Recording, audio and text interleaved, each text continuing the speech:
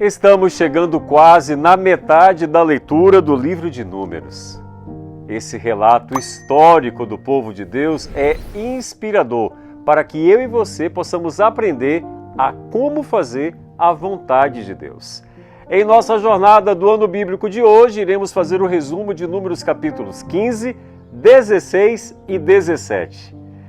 Em cada registro sobre as ofertas que deveriam ser dadas ao Senhor, há uma nova descoberta, uma nova percepção acerca dos propósitos divinos. Além de usar o método da repetição a fim de impactar a mente humana com as coisas sagradas, Deus também acrescenta novas informações que ampliam os nossos horizontes para a compreensão da verdade e dos princípios eternos que foram estabelecidos por Ele. Não era desejo do Senhor que Israel tomasse apenas para si o privilégio de tê-lo como Deus, mas que fosse uma nação receptiva a todo estrangeiro que quisesse conhecer e servir ao único Deus verdadeiro. Como vós, assim será o estrangeiro perante o Senhor. Números 15, verso 15. As mesmas leis, os mesmos ritos cerimoniais deveriam ser observados pelos naturais e estrangeiros. Todos eram iguais perante o Senhor. E se todos, por ignorância, errassem e não cumprissem todos estes mandamentos, Números 15, verso 22, tinham de assumir o erro, levando uma oferta pelo pecado e um novilho para holocausto. Números 15, verso 24. O sacerdote então faria expiação por toda a congregação e a congregação seria perdoada.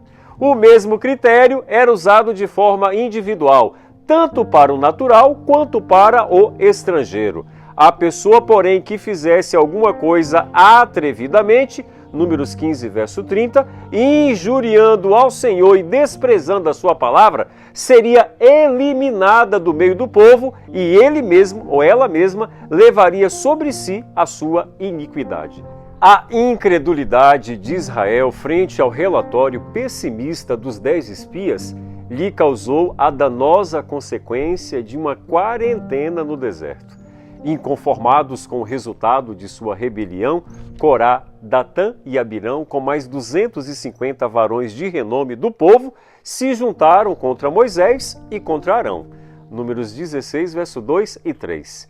Não acreditavam em sua condenação e lançaram sobre os seus líderes o pesado fardo da culpa.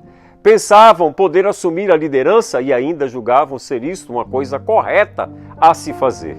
Uma falsa segurança tomou conta de seus corações endurecidos e, por serem maioria e a nata da nação, consideraram que aquele protesto como um primeiro passo para a sua vitória. Ao mandar chamar Datã e Abirão, Moisés recebeu uma resposta ousada e rebelde, a confirmação de que seriam sempre um estorvo à sua liderança.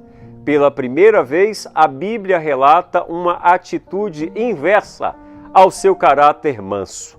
Moisés irou-se muito. Números 16, verso 15. O grande líder, porém, não ousou usar de sua ira para ferir os seus inimigos, confiando mais uma vez na justiça divina. Ostentando espírito de liderança e exibindo sua predileção entre o povo, Corá fez ajuntar contra Moisés e Arão todo o povo à porta da tenda da congregação. Números 16, verso 19. Todos contra 2. Este foi o resultado da sedição causada pelos príncipes do povo. Imaginem o que não sentiu Moisés ao contemplar todo o povo contra ele.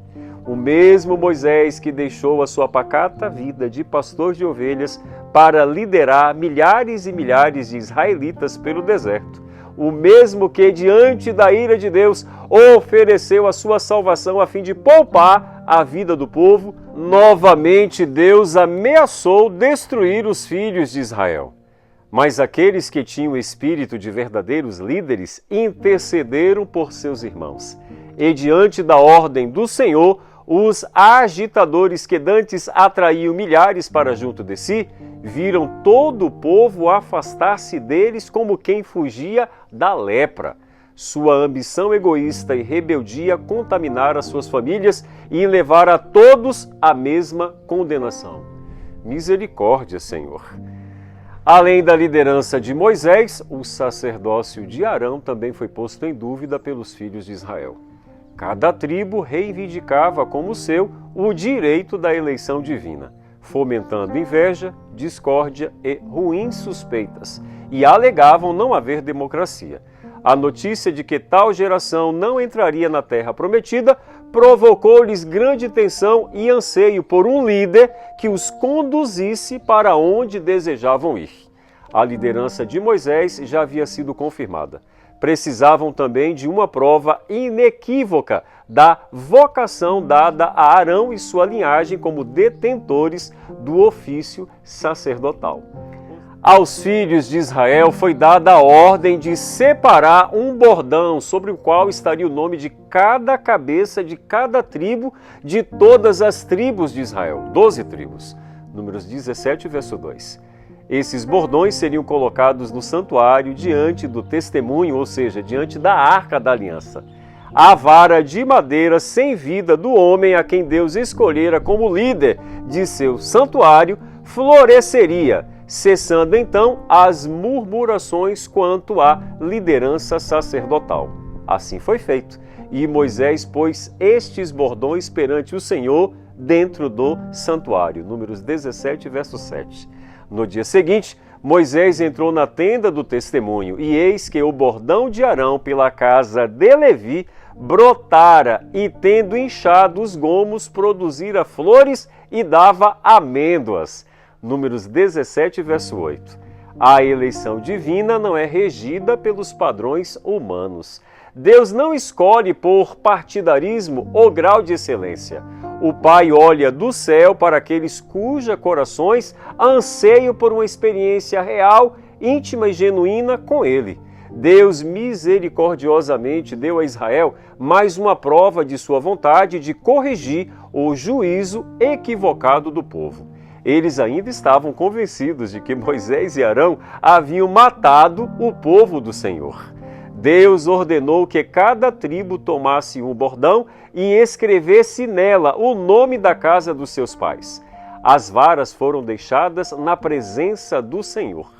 Naquela noite, Deus operou um milagre que foi suficiente para silenciar as reclamações dos israelitas e que deveria ser um testemunho permanente sobre quem Deus havia estabelecido o sacerdócio.